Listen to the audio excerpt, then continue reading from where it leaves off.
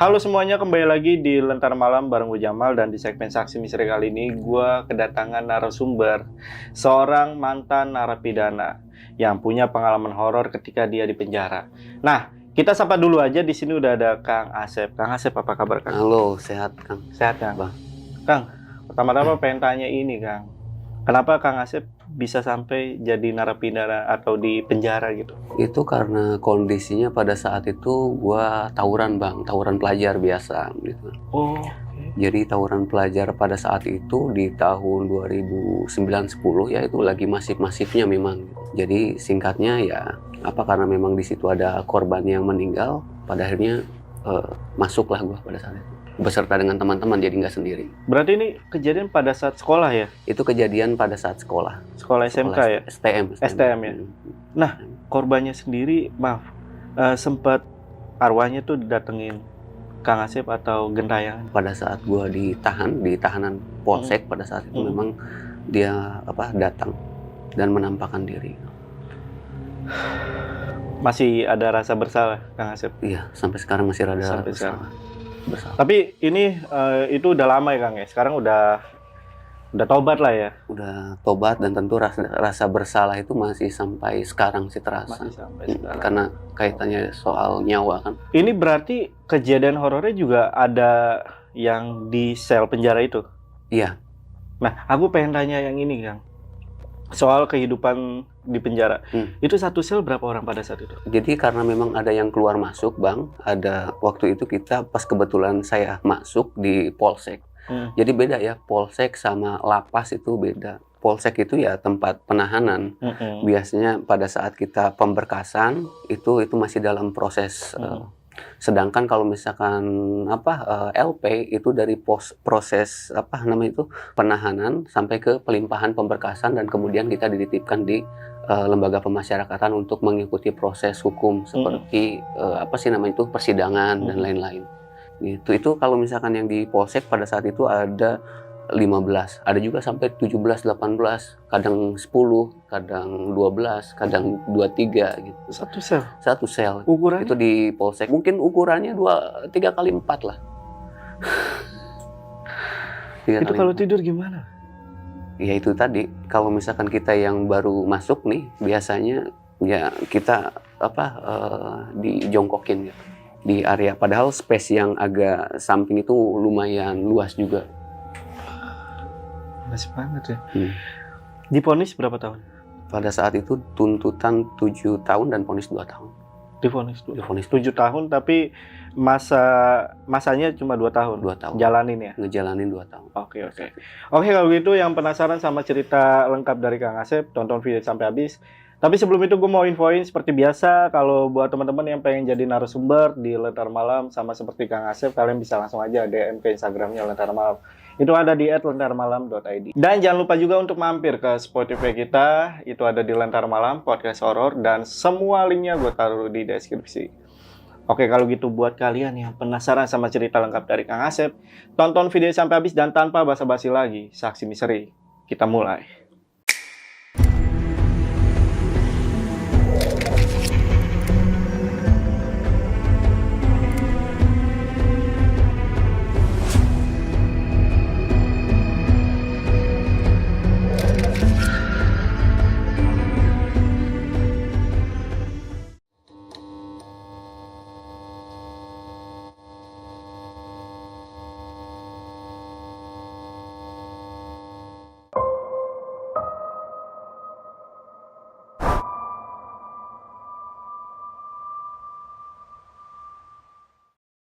Pertama, pada saat itu kan masuk ajaran baru ya. Pada saat itu gua masih SMP dan itu boarding school. Justru pesantren pada saat itu. Dan tentunya diberikan kesempatan sama keluarga, sama orang tua, bapak terutama untuk mencari sekolah sendiri. Dan pada saat itu ada tempat sekolah yang menurut gua katakanlah itu sesuai dengan maunya gua pada saat itu. Dan sekolah itu memang orientasinya lebih ke pariwisata ya gitu. Dan jurusan masak. Karena memang senang gitu. Akhirnya brosur tersebut diberikanlah ke orang tua. Di situ yang dominasi itu adalah bapak dan kakak gitu.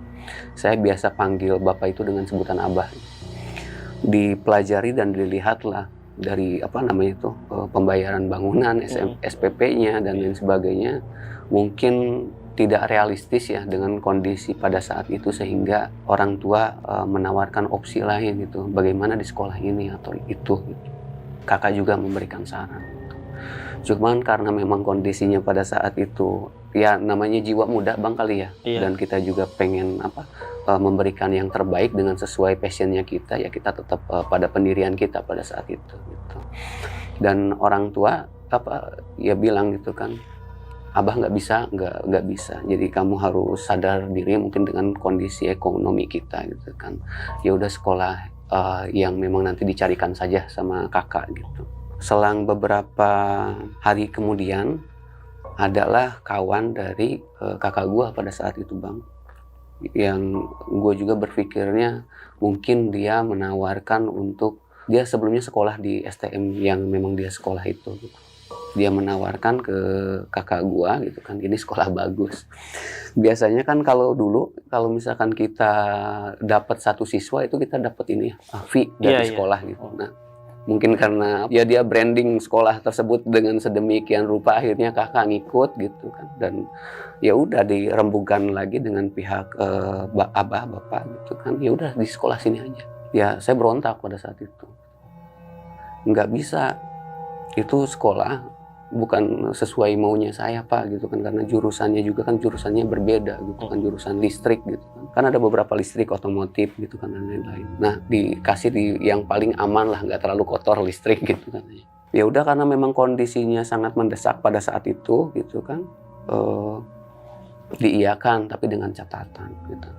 Saya sampaikan ke pihak ke abah pada saat itu sama kakak, jangan salahkan saya kalau di kemudian hari nantinya saya sekolah tidak benar gitu. Sempat punya statement kayak gitu? Sempat ada penyampaian seperti itu ke bapak sama ke kakak. Tapi mereka tidak ada tanggapan gitu kan, biasa lah mungkin ancaman biasa gitu. Cuman itu lebih kepada luapan kekesalan aja pada saat itu bang. Ya udah gitu. Nggak lama berselang, sekolah lah, masa orientasi sekolah tuh di STM tersebut gitu. Saya sekolah gitu kan sebagaimana mestinya orang-orang pada MOS gitu kan, dikerjain dan lain-lain.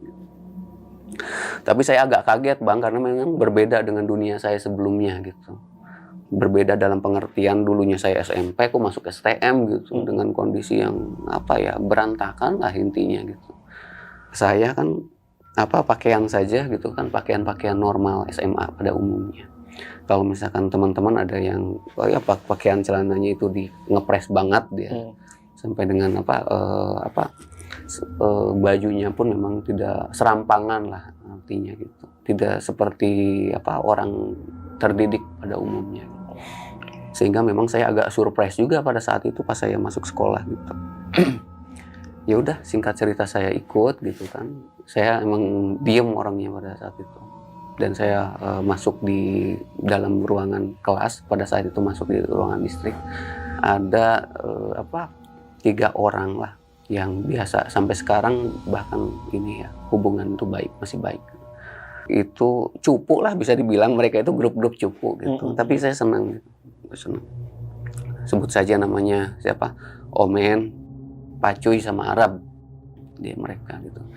Jadi ya kita kalau misalkan pulang sekolah main bareng, kalau misalkan ada, kan dulu itu zaman-zamannya IMO ya, anak acara gitu. Iya. Dan lain-lain. Nah, kita suka gitu dulu.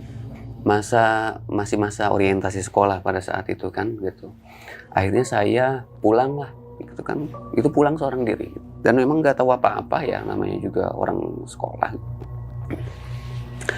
Pulang, saya nunggu angkot pertama saya ke salah satu mall dulu, udah itu angkot kedua kan kita harus jalan kaki dulu ke bawah tuh gitu.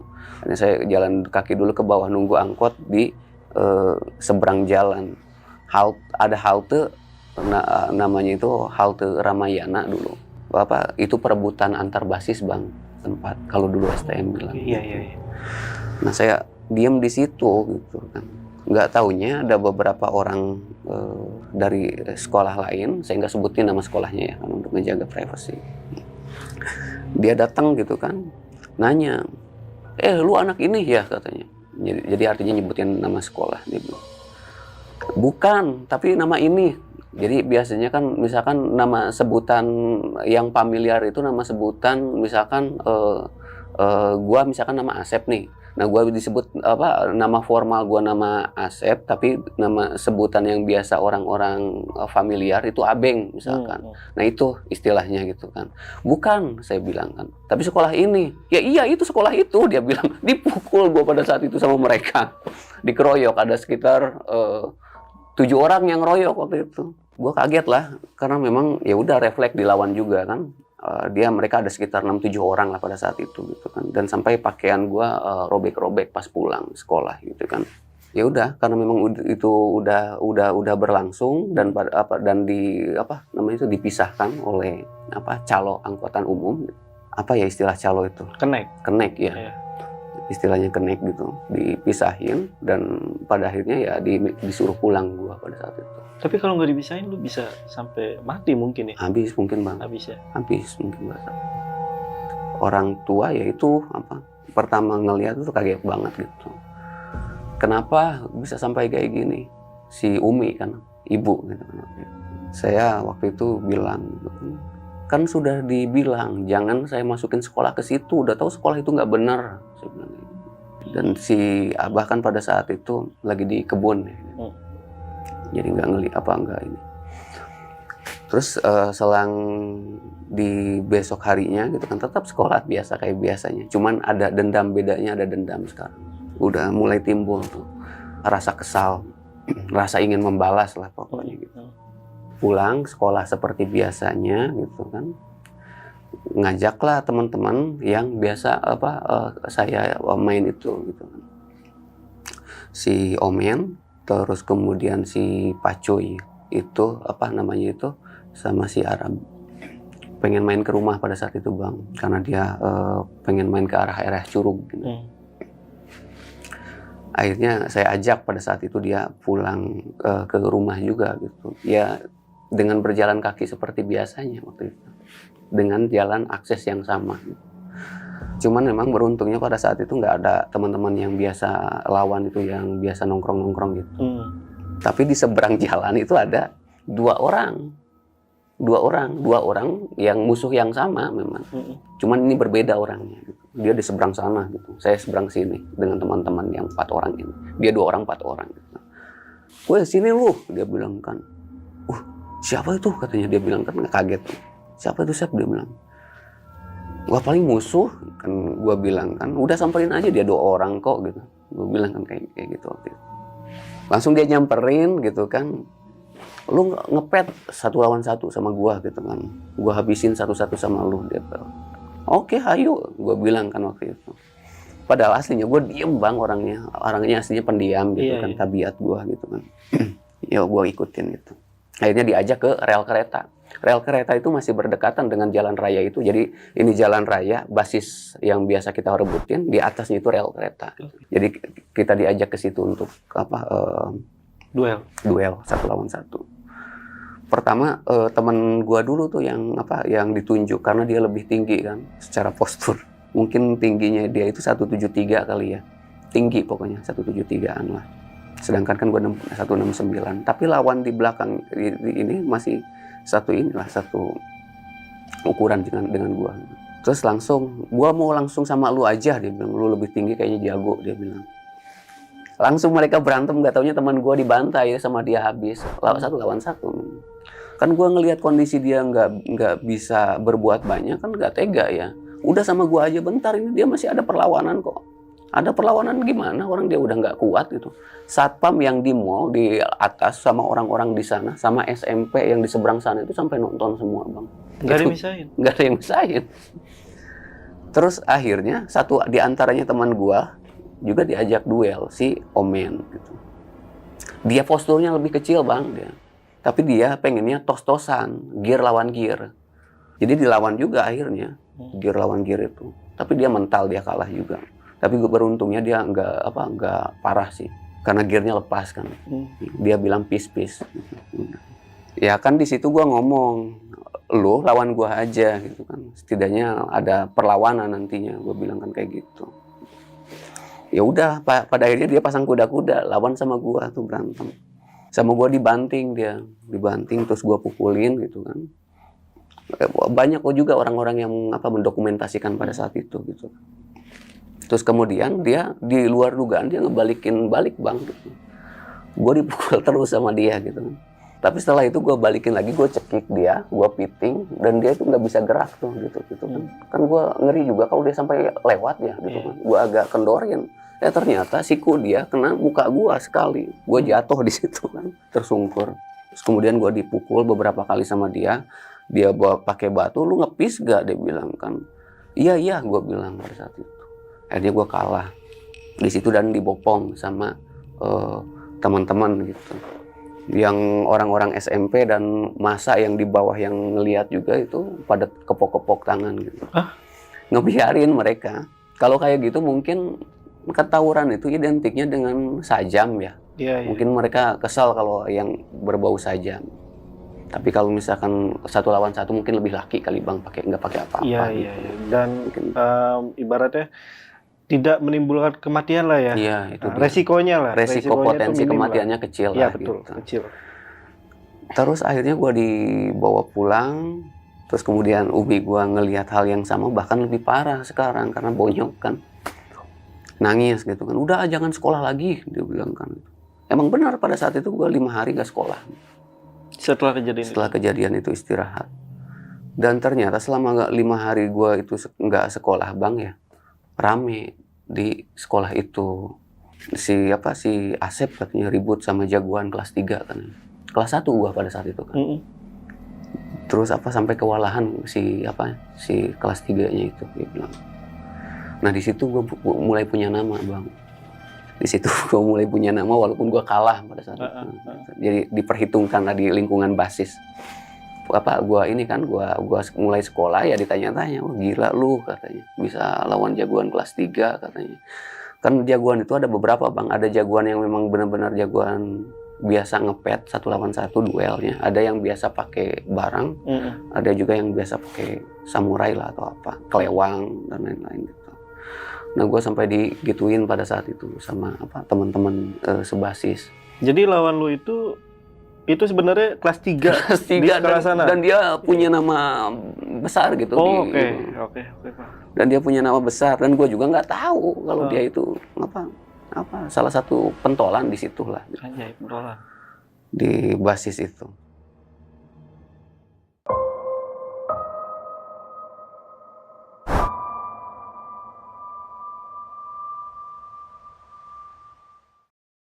Akhirnya gitu kan, singkatnya itu gue mulai punya nama di situ dan gue dikasih nama Gunung, Bang, pada saat itu.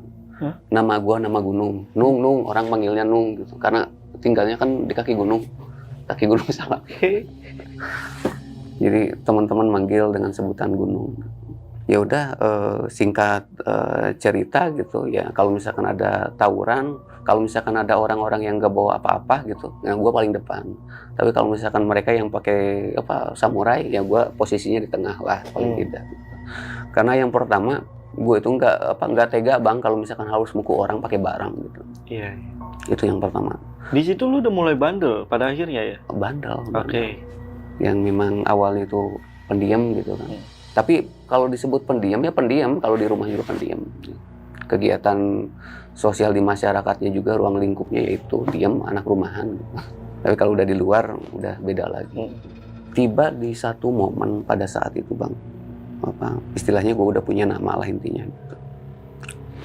Beberapa bulan sampai tahun berganti, gue kelas 2, ada salah satu teman kita gitu yang kondisinya pada saat itu dia koma tawuran juga. Dia kena sajam lah intinya, kepala belakangnya ini dia.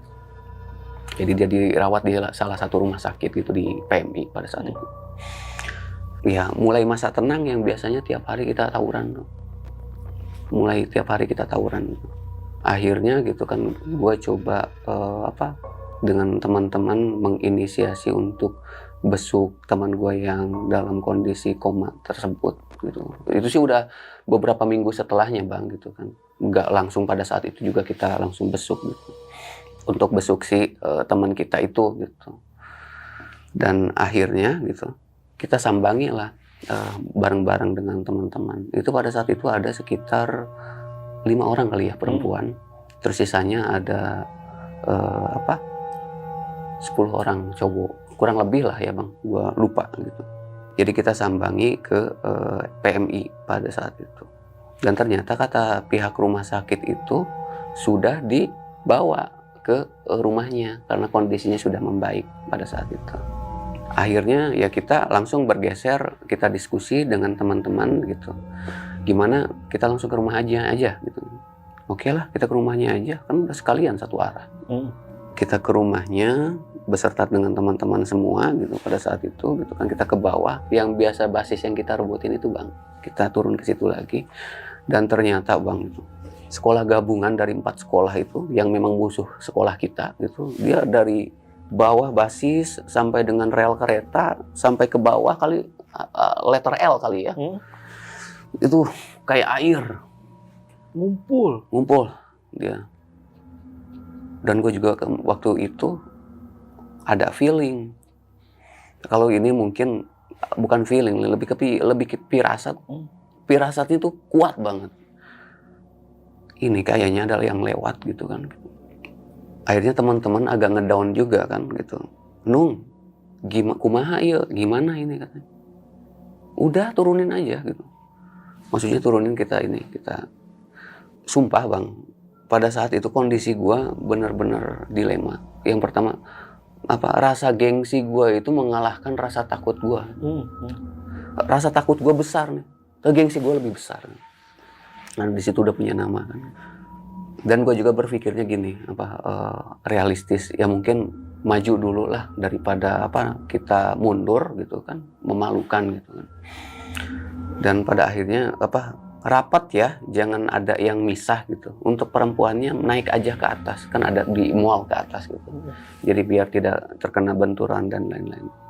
Nah ini bayangin ini barisan kita di seberang ini seperti yang gua bilang itu yang letter L sampai rel kereta itu udah banyak gitu. Satu orang yang nyebrang, si almarhum itu yang gua bilang. Nanti gua ceritakan selanjutnya. Dia kepok-kepok. Ayo dong Nung, ayo dia bilang dong.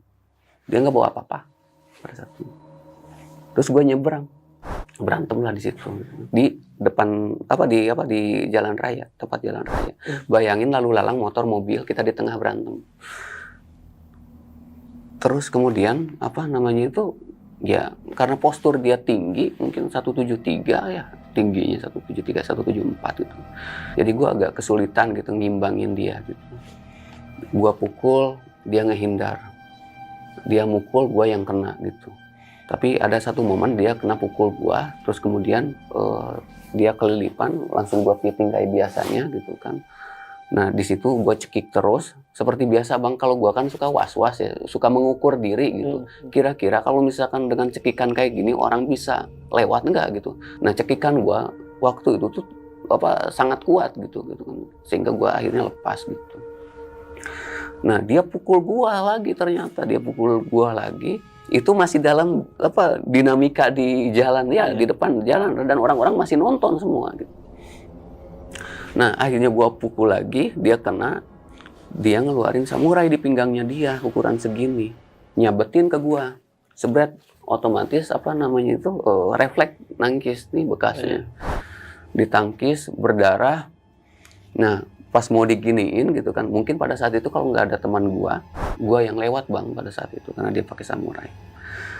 Jadi teman gua itu dia lari pakai gear kutu, gear ukuran segini, gear sepeda mungkin ya. Jadi di talinya itu dia terbang-terbangin, dia pukul ke kepala belakangnya gitu. Itu kenceng banget. Dan nggak tahu tuh pada saat itu gue kejadiannya. Pada saat itu gue langsung lari aja kan, karena kondisinya panik dan teman gue satu di antaranya dia juga kena sabetan samurai yang si telinganya itu robek dia. Gitu. Terus akhirnya gue lari, gue dikejar, akhirnya teman-teman yang nonton awal, mereka yang 4 sekolah itu gabungan, akhirnya mereka ikut merangsek ke bawah ngejar kita. Teman gue ada yang masuk ke mall, gue ke depan gitu kan, ke atas gitu kan, ke pasar, ke arah pasar, dan teman gue entah kemana gitu. Akhirnya gitu kan, ya itu kan sudah berlangsung lah. Gue nggak tahu itu kejadiannya seperti apa. Yang pasti pada saat itu ada kenek angkutan umum ikut mukulin si korban juga katanya. Kenapa? Ya mungkin ini kali kesal gitu. Kesal karena sering tawuran di tempat yang sama gitu. Iya. Beres lah dinamika itu Bang. Di besok harinya gua nggak sekolah karena memang lagi mager lah istilahnya.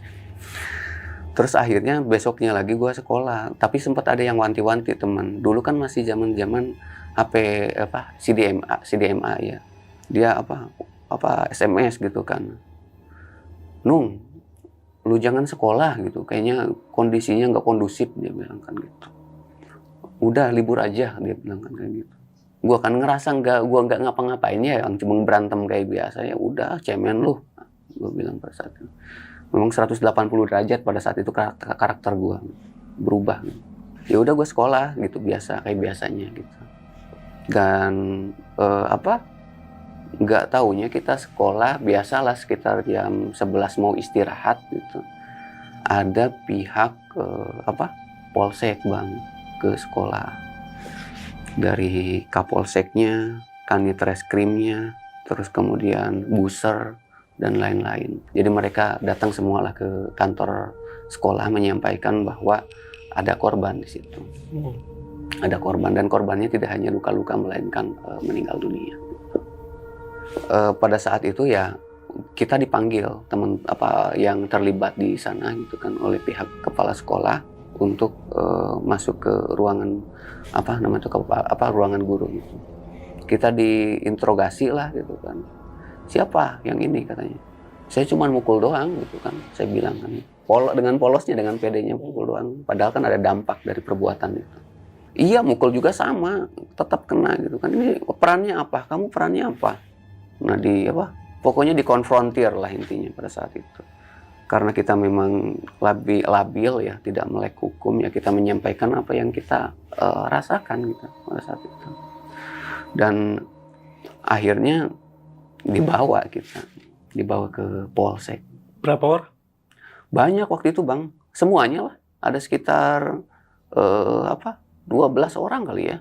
12 orang dibawa, kita banyak kan kemarin. 12 orang gitu. Cuman memang kan ini Bang, ini itu 12 orang itu kita dibawa, terus kemudian kita diselidiki satu-satu gitu kan, ditanya gitu kan, siapa sebagai apa, perannya sebagai apa oleh pihak penyidik itu gitu. Akhirnya mengerucutlah menjadi 8 orang waktu itu.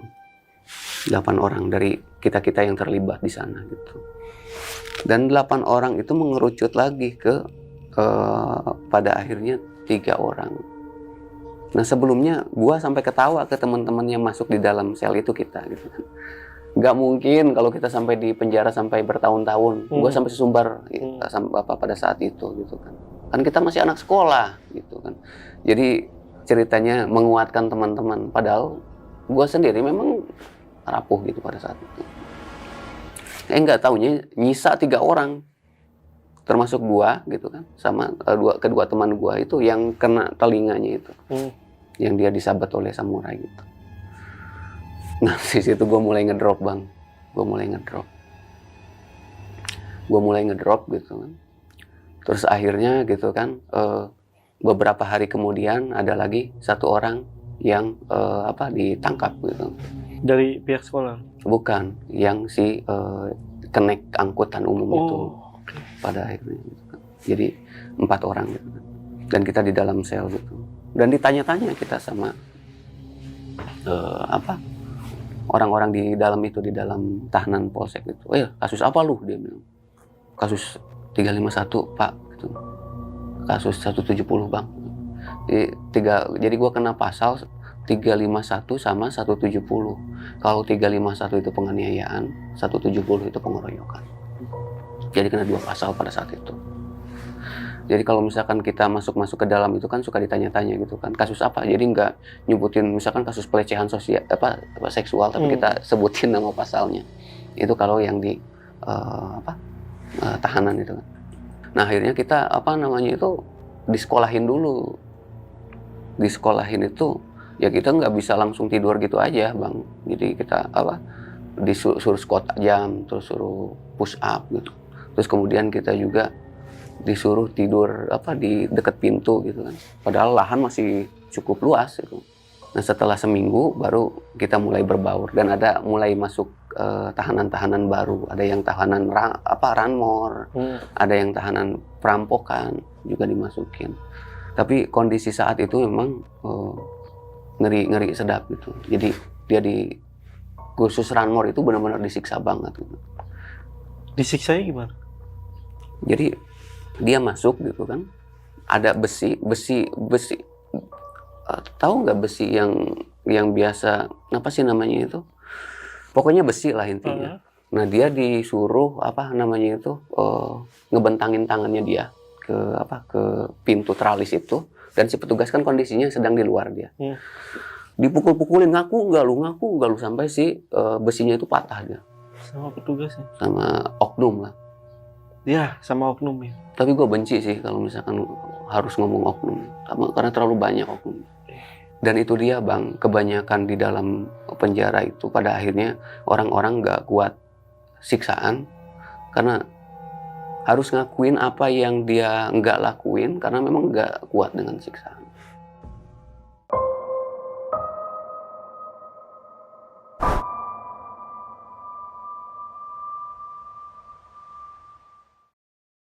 Nah, akhirnya gitu, beberapa hari kemudian gitu kan, ada yang terlewat, diinfoin ya sama keluarga gua, kalau gua ada di dalam, itu satu hari, besoknya itu mau puasa bang, Ramadan. Dan orang tua syok banget gitu kan. Langsung pada saat itu juga mereka berbondong-bondong ke rumah gitu. Ke polsek gitu. Ya itu tadi, nggak nyangka kok bisa kamu kayak gini, kata orang tua bilang. Saya juga nangis, minta mohon maaf. Saya juga bilang kalau misalkan kan saya sudah sampaikan berkali-kali jangan paksakan saya sekolah di situ, saya bilang kan kayak gitu.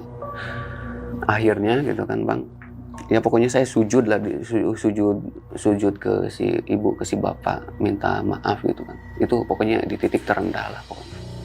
Akhirnya ya beberapa hari kemudian gitu, itu masih 1 bulan lah ya, masih jangka 1 bulan. Saya ditahan di polsek itu. Jangka 1 bulan, almarhum datang. Dalam kondisi pada saat itu saya lagi baca yasinan. Saya baca yasinan, saya nggak tahu ya jam berapa itu bang. Karena kan di dalam sel nggak ada jam ya. Saya cuma bisa ngira-ngira pada saat itu. Jadi mungkin ukuran 3x4 sel itu ya. Jadi misalkan ini sel, di sini saya posisi lagi baca yasin, di sebelah pintunya itu ada almarhum ngeliatin. Saya sebenarnya awalnya sih saya nggak ngiranya itu petugas gitu. Cuman pas saya ngeliat kayak gitu, dia pakai baju sweater kuning yang biasa dia pakai gitu kan, sama celana sekolah gitu. Dan tatapannya kosong. Di situ saya kaget gitu kan. Saya langsung teriak dan panggil teman-teman dan semua yang sedang tidur. Teriak sekencang-kencangnya sampai petugas pun keluar. Ada apa? Saya di situ nangis sih bang, karena almarhum ini dia memang sebenarnya secara karakter itu orangnya orang baik bang. Itu terlihat dari kesehariannya. Karena kita kalau misalkan tawuran itu hanya pada saat kita menggunakan seragam saja. Kalau misalkan kita tidak pakai seragam sudah biasa. Jadi kan dia masih satu kecamatan sama saya sebenarnya. Oh, jadi lu sebenarnya kenal ya? Cuma beda sekolah aja. Beda sekolah aja. Iya. Dia personalnya good person lah ibaratnya. Jadi kesehariannya juga memang baik gitu. Cuman mungkin ya itu tadi pergaulan, seperti halnya gua lah gitu. Salah pergaulan karena lingkungan gitu. Di situ gua teriak, ada apa gitu. aing sieun, saya takut, saya bilang kan gitu. Ampun, saya bilang kan gitu. Ya udah ditenangin. Udah baca istighfar, doain katanya.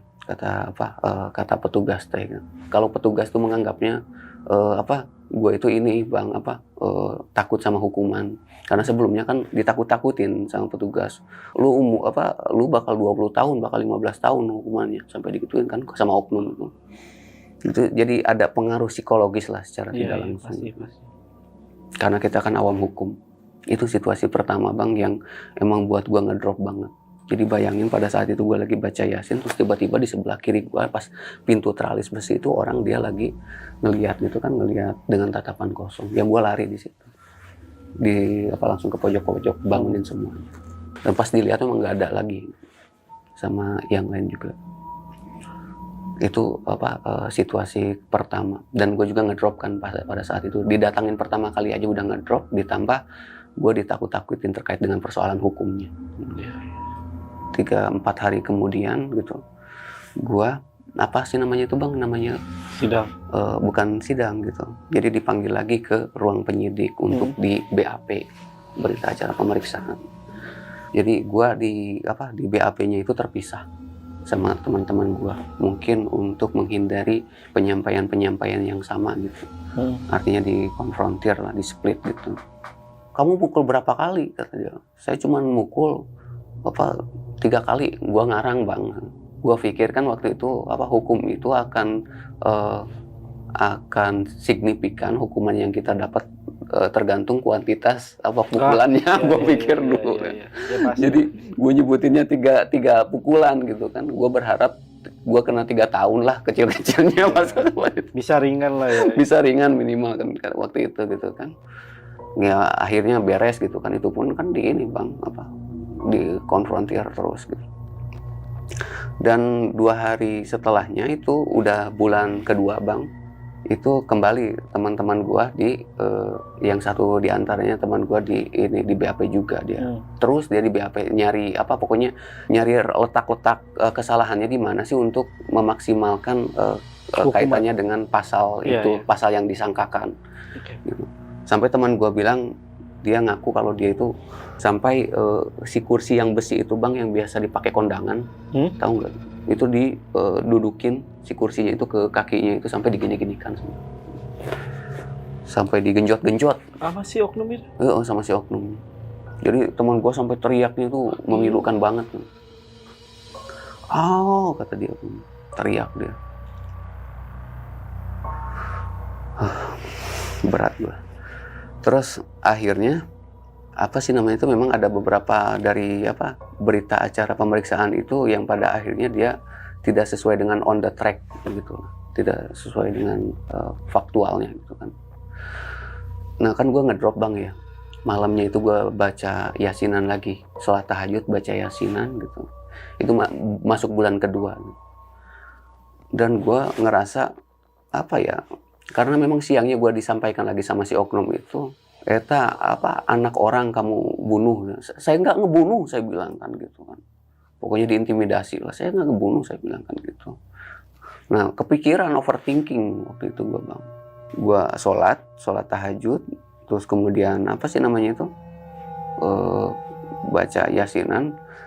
Ada wipol di depan kamar mandi. Kan masih satu ruangan sih sebenarnya. Jadi itu si tahanan sel ini masih satu ruangan dia. Ada wipol di pintu masuknya itu, pintu masuk kamar mandi gitu. Ada wipol, jadi gua ambil wipol itu pas beres gua sholat, pas gua beres yasinan, minum gua si wipol itu. Iya gua minum. Enggak berapa, 2 tegukan kali, 2-3 tegukan. Nah di situ seumur hidup gua baru ngerasain yang namanya itu pingsan. Pandangan itu emang benar-benar ini gelap aja udah gitu. Langsung gitu? Langsung. Nggak berselang beberapa menit kemudian sih. Kan katanya sih teman-teman pada kaget gitu kan, mereka gitu kan yang di dalam sel itu gitu kan. Itu ada yang minum tuh teman-teman, sampai petugas lapas pun keluar gitu kan, bawa gua keluar ke ruangan penyidik gitu kan, disuruh minum susu gitu kan, banyak-banyak tuh di situ. Dipanggillah pihak orang tua keluarga gitu kan. Keluarga itu bawa asem Jawa sama susu gitu kan. Jadi katanya buat menetralisir racun di dalam tubuh. Lu nggak dibawa ke rumah sakit? Enggak dibawa. Pada saat itu enggak. Walaupun kalau kita mau fair ya, itu kan sudah masuk kategori kelalaian oknum itu juga kan. Ngapain taruh Wipol di dalam? Iya. Sempat diselidikin itu, maksudnya itu sempat jadi bahan perbincangan di sana. Wah, sempat jadi bahan perbincangan Bang itu berhari-hari. Kenapa bisa ada Wipol di dalam? Iya, kelalaian ya. Kelalaian itu sebenarnya gitu kan. Nah, pokoknya gue dirumbungin sama keluarga. Udah kuat ya Asep, ya kuat. Kamu pasti bisa lewatin. Gak akan lama kok, dia bilang. Paling lama juga setahun, itu pun ada potongan-potongan, dibesarkan lagi hatinya gue gitu kan waktu itu. Adalah motivasi lagi untuk kembali. Fight lah, ayo kita jalanin hukuman ini sampai beres gitu. Itu apa yang menyebabkan lu sampai akhirnya minum Wipol? Apa sih, momen apa sih? Momen pada saat si oknum petugas sama almarhum datang sih Bang. Itu benar-benar bikin lo drop hingga banget. akhirnya lu mencoba untuk bisa dikatakan bunuh diri. Iya. Jadi nggak ada pemikiran yang sehat lah pada saat itu. Jadi gue nggak mikir. Padahal waktu itu gue habis sholat baca Yasin gitu. Ada Wipol di situ, gue samperin aja, gue minum gitu. Tapi gue tahu sih kondisi lu pada saat itu. Maksudnya bisa ngerasain lah gimana terpuruknya. Jadi terlalu cepat lah Bang kejadian saat itu. Apa rasanya Wipol?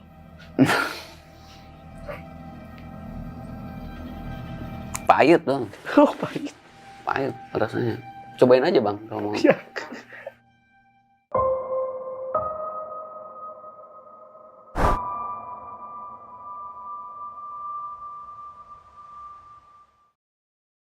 Iya, gue dibesarkan hatinya gue sama pihak keluarga bahwa ini akan segera berakhir. Dan hukuman gue juga nggak akan terlalu tinggi lah. Karena masih anak-anak dan belum pernah terkena persoalan hukum sebelumnya. Itu kan ada hal-hal yang meringankan. Diberikan juga pandangan-pandangan hukum sama LBH. Waktu itu Bang ada LBH kebetulan. Jadi lembaga bantuan hukumnya dari lawyer, dari pihak rekan bapak pada saat itu. Jadi agak tenang akhirnya kan. Nah akhirnya gitu kan ya sampai gue juga Bang besoknya, jadi tiap hari itu gue jadi imam sholat di dalam sel itu. Karena gue ada basic pesantren kan SMP. Oh iya. Sama teman gue satunya gantian kita jadi imam sholat gitu. Kan kita juga dikasih wejangan sama orang-orang yang residipis gitu, yang di dalam sel itu. Jadi kalau lu nanti dikirim ke mana, ke lapas, ke LP, lu harus nyediain setidaknya pelor, dia bilang. Apa tuh? Pelor itu uang, dia dimasukin ke sedotan, si pelor uang baik pecahan 50.000 atau 100.000 dimasukin. Terus biasanya nanti kita telan atau kita masukin, mohon maaf ya, ke pantat, ke belahan pantat kita, untuk nanti pada akhirnya kita bawa ke lapas gitu. Ya minimal pada saat kita bawa itu kita nggak kena hajar lah sama sesama napi gitu. Tapi nanti itu gua ceritain di slide selanjutnya Bang, biar fokus di selnya. Nah pada saat itu akhirnya masih di bulan mau ke bulan ketiga sih Bang, orang-orang itu pelimpahan berkas itu mereka 2 bulan standarnya. Jadi dari polsek ke lapas itu 2 bulan kebanyakan. Nah kita itu yang 4 orang itu sampai 3 bulan di situ. Mungkin karena kasusnya beda kali. Gitu. Nah akhirnya di bulan masih di bulan kedua mau ketiga itu, gue masih biasanya emang begadang Bang. Kita suka ada yasinan bareng-bareng gitu kan tiap hari itu. Terus setelah kita yasinan ya kita tidur gitu. Nah waktu itu gue mules Bang, malam-malam tiba-tiba. Gak tahu mungkin itu dini hari ya, semuanya udah pada tidur gitu teman-teman itu. Nah gue masuk kamar mandi. Kamar mandi itu kan masih satu sel seperti yang gue bilang tadi gitu. Nah gue buang air di situ di dalam kamar itu gitu, jongkok gitu. Kan si kamar mandi itu dia hanya dihalangi sama tirai sarung ya. Jadi sarung itu disobekin, di sini ada tambang jadi diginikan dia. Jadi otomatis masih bisa kelihatan kalau kita ngelihat ke depan samar-samar gitu. Jadi gue lagi jongkok gitu. Ada lagi baju si almarhum datang lagi. Dia pakai baju yang sama gitu kan. Itu jelas transparan Bang, kelihatan si sarung ini gitu. Ada putih, ada biru, ada putih, ada biru sarungnya itu. Jadi yang putih-putihnya itu yang kelihatan. Gitu. Nah, gue lagi dalam keadaan jongkok, si almarhum lihat ke depan, tapi ini ada berekspresi, dia nangis. Nangisnya nggak sesenggukan, dia keluar air matanya. Tatapannya nggak kosong, tapi dia ngelihat langsung ke gue. Jadi mata ke mata gitu. Langsung gue teriak, teriak sekencang-kencangnya, gue nangis gitu. Ampun, kok gue diganggu terus, gue bilang gitu kan. Teriak gitu kan. Teman-teman langsung, lu kenapa sih? Dia bilang kan, gini terus katanya. Cemen katanya, nangis mulu dia bilang. Gue kan nangis seumur hidup Bang. Gue nangis keluar air mata dan sesenggukan itu di dalam aja.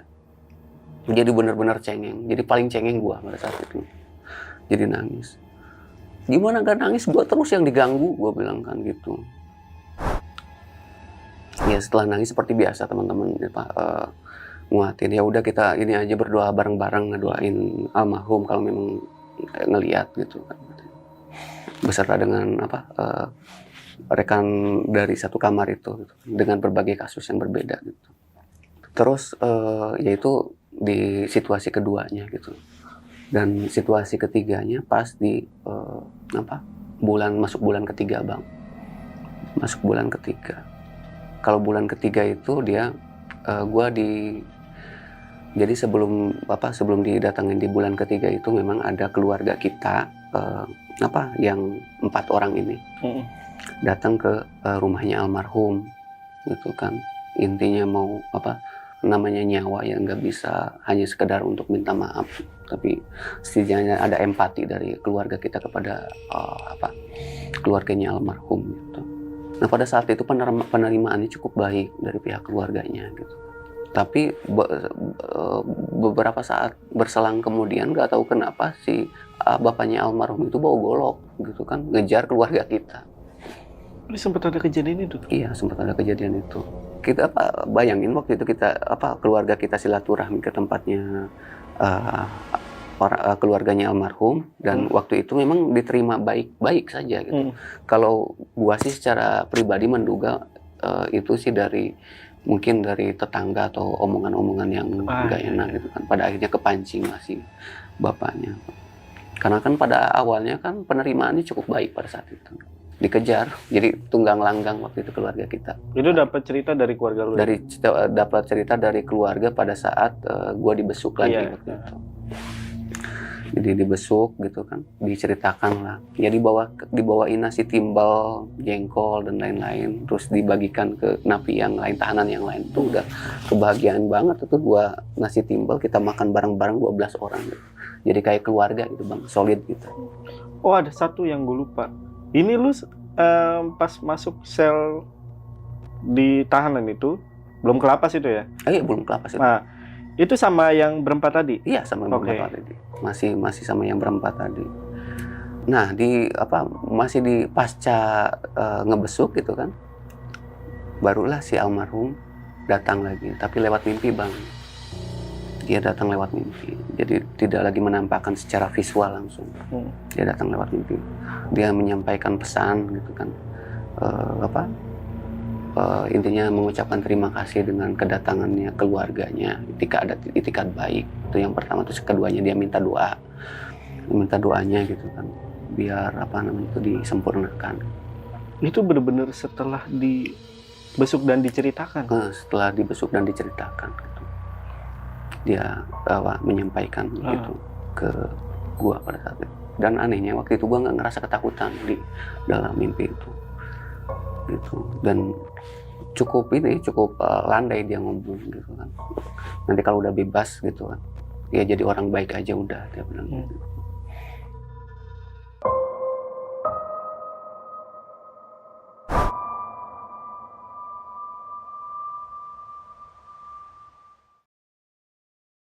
Nah di situ gue bangun gitu, ya udah itu gue yasinan, tapi memang benar-benar tulus yasinan ini Bang, dari hati, ditunjukkan sama almarhum. Nggak biasanya gitu kan gue ngerasain yang namanya tingkat kehusuan itu dari situ. selama ini kan jarang gitu dapat khusyuk gitu, baik sholat ataupun ngaji. Tapi di situ gue benar-benar ngerasain yang namanya khusyuk itu, didoakan gitu. Yaitu situasi ketiganya. Dan alhamdulillah pasca beliau almarhum datang itu yang ketiganya tidak ada lagi hal yang macam-macam lagi. Untuk gangguan-gangguan yang sifatnya dalam tanda kutip itu tidak ada lagi. Oh, udah nggak diteror lagi setelah itu? Setelah itu tidak diteror lagi. Dia hanya menyampaikan pesan saja. Nah, ini kan yang menyebabkan kematian kan sebenarnya ya bukan lu lah, karena lu cuma mukul doang ya, berdasarkan dari cerita lu. Ini yang menyebabkan meninggal kan temen lu nih, yang dia pakai gear itu ya. Dan itu dia sempat dipenjara juga. Iya, sempat dipenjara dia. Sempat sama lah ya. Sama. Itu dia sempat digentayangin juga guys sama sosok almarhum. Nah, pada saat itu hubungan gue benar-benar nggak bagus bang sama dia pada saat itu. Karena waktu di berita acara pemeriksaan dia mendramatisir cerita yang itu lebih ke memberatkan gue. Pada saat itu ya gue nggak pernah ada nanya ke dia. Jadi gue ke dua orang di antara teman gue aja gue berbaurnya. Dan pertanyaan itu tidak pernah gue sampaikan ke dia. Nggak pernah nanya. Tapi kalau yang dua orang itu nggak pernah didatengin? Kalau dua orang itu nggak. Setelah lu bebas nih Kang, lu sempet ke makam almarhum? Ya itu tadi gua belum, mungkin ini bisa jadi masukan juga kali ya, karena memang rasa bersalah itu masih tetap ada bang. Ini juga kan pesan buat adik-adik remaja yang sekarang katakanlah masih mencari jati diri ya. Janganlah ya, karena pada saat nantinya hal itu terjadi ya, orang-orang yang biasanya itu dekat dengan kita itu nomor kesekian setelah keluarga gitu. Tapi gua pikir ini terkadang kita harus terjatuh dulu ya agar tahu di mana seharusnya kita berdiri. Artinya ini bagian dari pembelajaran hidup dan mudah-mudahan kedepannya juga bisa menjadi lebih baik lagi. Ya siapa tahu abis dari sini Kang Asep ya bisa ke makam almarhum. Ya, terima kasih bang. Ini bagian dari masukan juga bang, pertanyaan abang tadi. Ya, siap. Nah setelah itu kan barulah ke lapas ya? Nah iya, baru ke lapas ya. Tadi gua sampaikan kalau rekan-rekan dari residivis yang memang pernah masuk LP BUI sebelumnya, begini loh mekanisme yang tidak resmi maksudnya.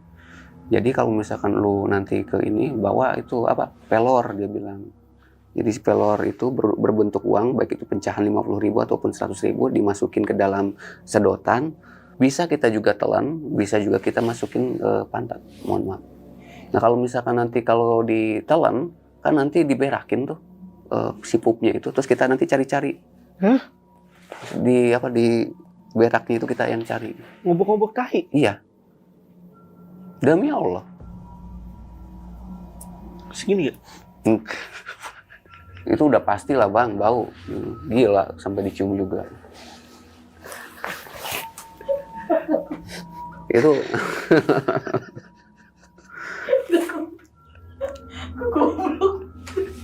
memang si wanginya ya, luar biasa, semerbak ya.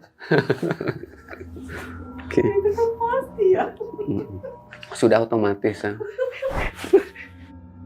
Nah itu waktu itu lu masukin pelornya dengan cara apa nih? Gua enggak bang, karena gua jijik. Gua nggak mau. Oh, akhirnya lu nggak itu? Enggak. Itu fungsinya untuk apa sih? Sorry. Jadi kalau misalkan setidaknya pada saat kita nyampe kamar lapas, jadi pada saat ditanya kita bawa pelor nggak, katanya. Kayak kita bawa ya aman, kita nggak dipukulin gitu, atau kita nggak disiksa dulu gitu. Oh itu uang buat ngasih? Iya, uang buat di ngasih. Dalam sel itu? Iya, di dalam. Ke orang-orang itu? Iya. Itu serius? Bukan ke orang-orang, ke kepala kamarnya. Oh, ke kepala. Oh. Kepala kamar itu masih masih narapidana juga sebenarnya. Pentolan yang di dalam kamar lah ya. Istilahnya bisa dibilang pentolan kamar, bisa juga disebut seperti itu. Dan pentolan kamar ada dua situasi. Yang pertama yang dia ngebeli kamar, terus kemudian dia mengorganize si kamar itu biar tetap jalan gitu. Jadi pada saat ada orang yang masuk tadi yang seperti gue bilang, dia ngasih uang sekian juta, terus kemudian dia olah si uang itu, terus kemudian nanti presentasinya berapa buat oknum, presentasi buat dia, terus kemudian dia putar lagi. Itu pentolaan apa? Pentolaan kamar, kepala kamar disebutnya. Nah pada saat itu lu artinya nggak bawa pelor itu? Gue nggak bawa pada saat itu, nggak bawa pelor. Dipukulin? Iya, enggak. Jadi pada saat itu akhirnya kita diterbangin, pemberkasan sudah lengkap, P21 di Polsek, dan berkas dan kita akhirnya dilimpahkan ke lembaga pemasyarakatan itu LP. Dan apa sih namanya itu? Masuk gua kan di situ itu ada di lapas itu ada blok tahanan sebelah kanan, tahanan jaksa lah pokoknya tahanan. Terus kemudian di blok seberangnya, di sebelah kirinya itu ada blok narapidana yang terdiri dari blok tipikor, korupsi tipikor. Terus blok apa sih namanya itu,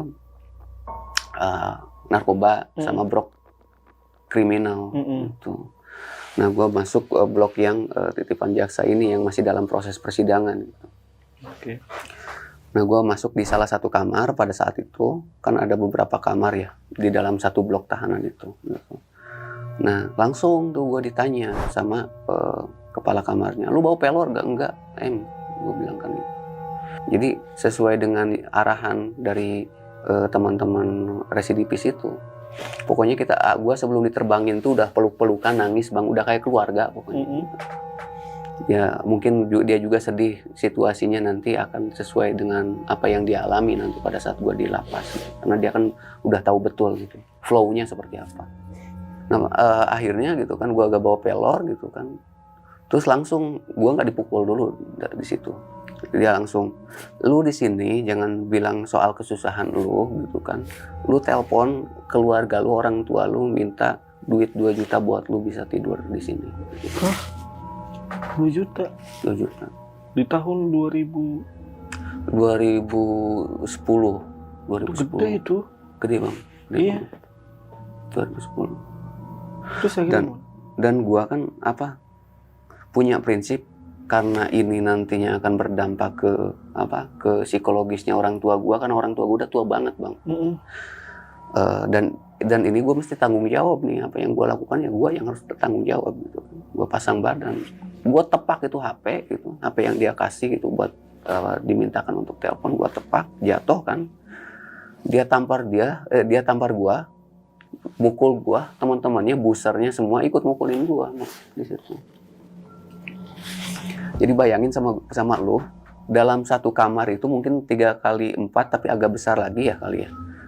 Ada di bawah, nah misalkan ini di bawah, ini di kolong, ini kolong nih, tapi luas dia kolong ini. Nah di atas lagi ada tangga sedikit, nah di sini yang paling atas di tingkatannya, gitu kan, orang tidur. Ada klasifikasinya bang di sana itu, ada kelas-kelasnya. Gitu.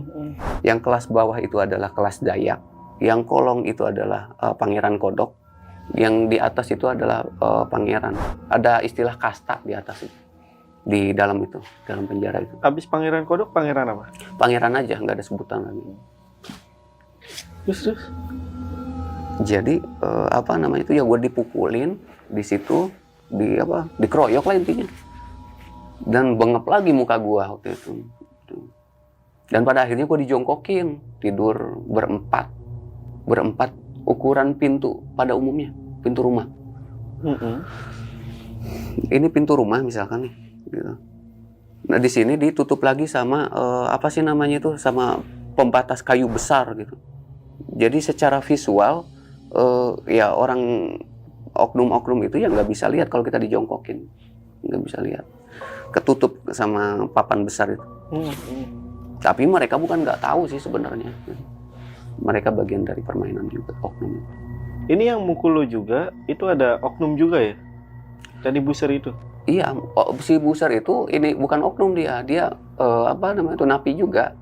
Jadi di dalam kamar itu ada istilah pangeran Kodok, terus kemudian Dayak. Iya. Dayak itu ada 2 situasi. Yang pertama nggak mampu, memang benar-benar nggak mampu buat bayar kamar, buat dia bisa tidur enak, minimal selonjoran lah gitu. Dan yang kedua ada keluarganya tapi memang tidak mampu buat bayar keluarganya. Oke. Buser itu ya tempat apa brengos atau orang yang tukang menginterogasi. Tapi kalau misalkan tidak sesuai dengan ekspektasinya dia pukul gitu. Oh, oke. Tapi dia ini juga apa namanya itu, napi juga dia si Buser ini. Iya, kalau di dalam lingkungan apa namanya itu napi itu ada juga istilah kayak gitu, Bang. Tapi tersendiri dia. Oke. Ya pokoknya itu, Bang, akhirnya gue dijongkokin di pintu itu, sampai 4 orang kita di press gitu. Jadi bayangin sama lu di pintu, gue jongkok kayak gini, jadi lutut ketemu punggungan badan, terus ketemu lagi di press. Kalau nggak ngepres, kalau misalkan keluar keluar garis, diginikan lagi, diinjak supaya cukup semuanya gitu buat kita tidur. Jadi jangan sampai ngelewatin ini. Padahal di sini ada orang-orang yang lagi tidur. Padahal di sini space masih lumayan luas gitu. Iya. Tapi ya itu tadi, jangan sampai lu enak-enakan ada space buat selonjoran sedikit pun. Berapa jam, Bang? Sampai pagi. Dari tutup rangkeng.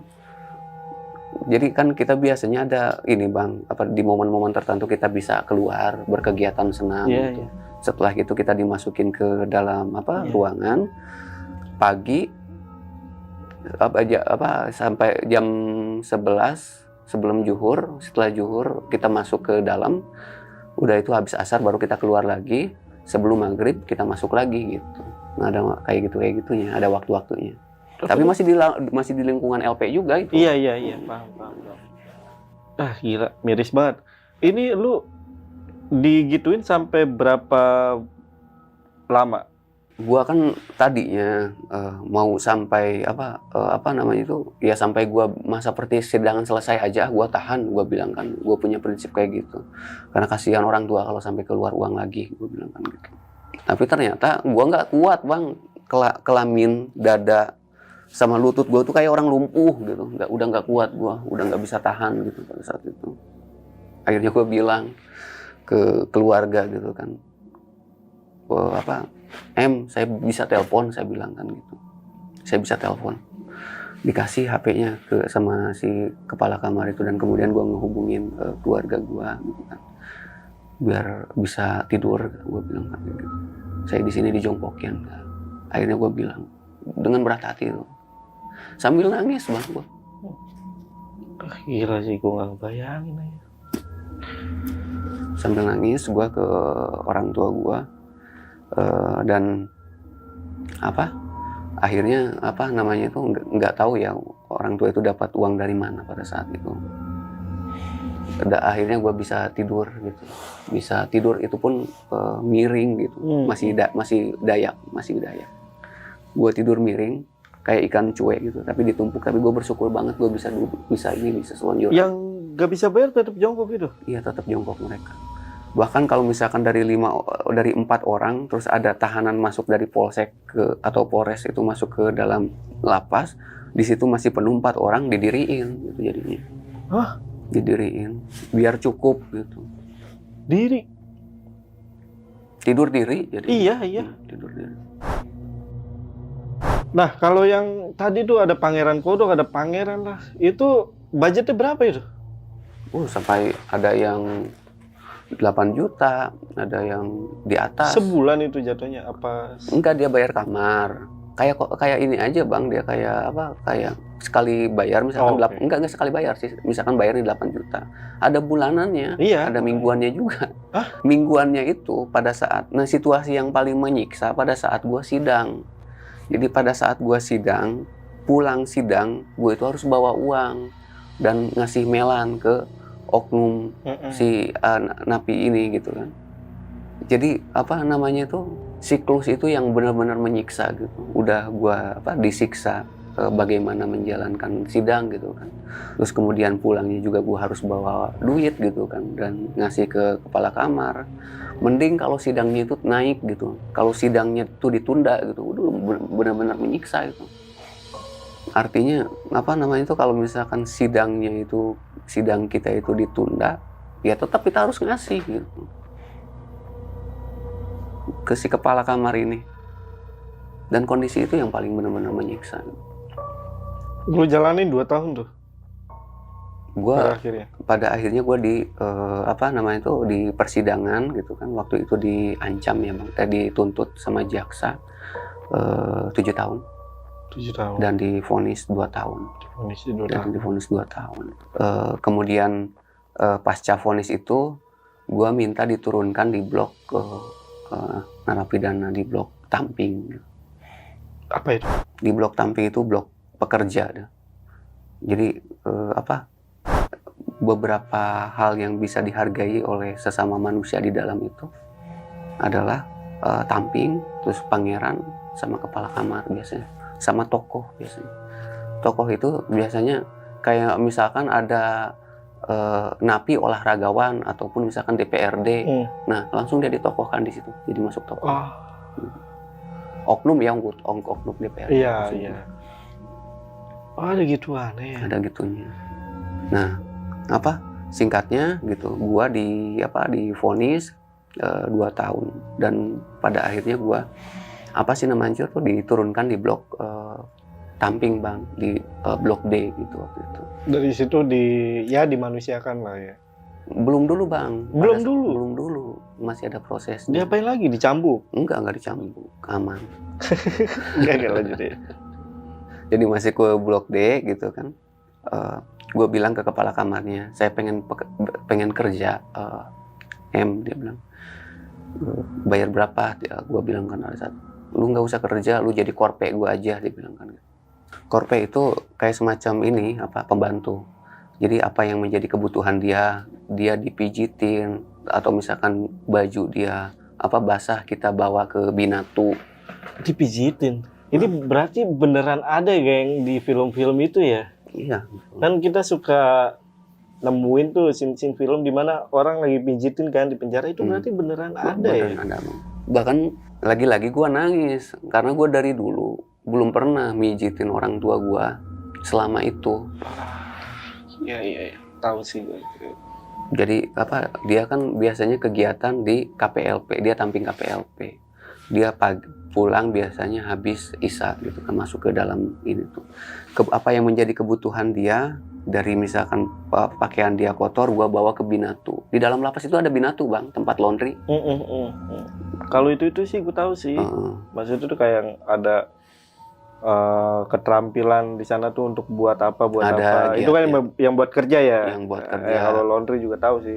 Yang gini-gini nih yang tadi soal status itu tuh. Status sosial. Iya. Itu gue baru. Nah, akhirnya gitu. Karena gue udah lama bekerja sama dia gitu kan. Beberapa bulan, mungkin dia senang dengan kerjaan gue diangkat jadi Tamping besukan bang sama dia, sama si kepala kamar ini. Yang orang itu harus jutaan ya pengen jadi Tamping itu gitu kan. Gue dengan tanpa keluar uang sepeser pun gue bisa jadi Tamping besukan. Artinya derajat gue dinaikin lah, dari emang bener-bener di bawah sampai ke atas. Jadi ada situasi yang pada saat itu gue mandi aja itu mesti diwaktuin bang. Jadi kalau pemandian Dayak itu kan kita dikasih waktu ya, showernya itu shower kecil ya. Itu kayak neraka dunia bener. Kenapa? Jadi kita keluar rangkeng pagi-pagi, keluar tahanan, terus dikasih waktu mandi gitu kan, ada kucuran kecil gitu. Itu areanya seginilah bloknya. Nanti mungkin dibuat sketsa.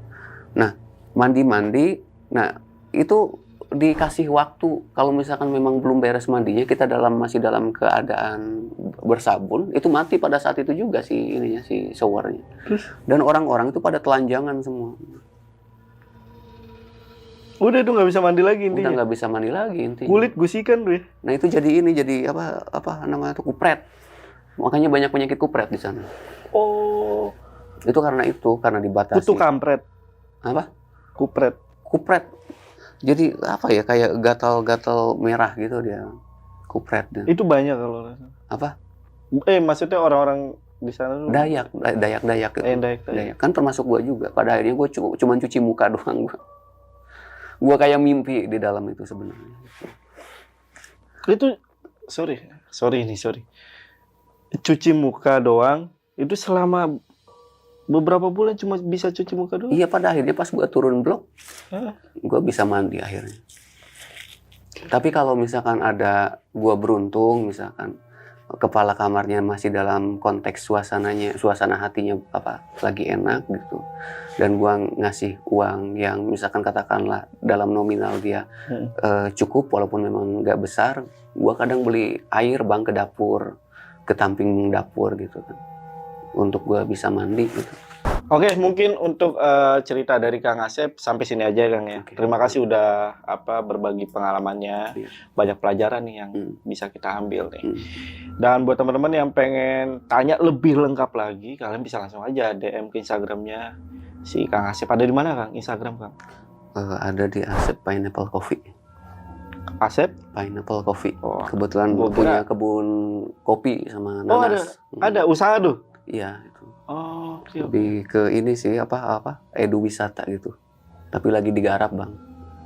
Ada turis-turis yang main atau apa bisa. Semoga sukses ya Amin, amin, usahanya ya. amin. Oke. Untuk linknya nanti gue taruh di deskripsi.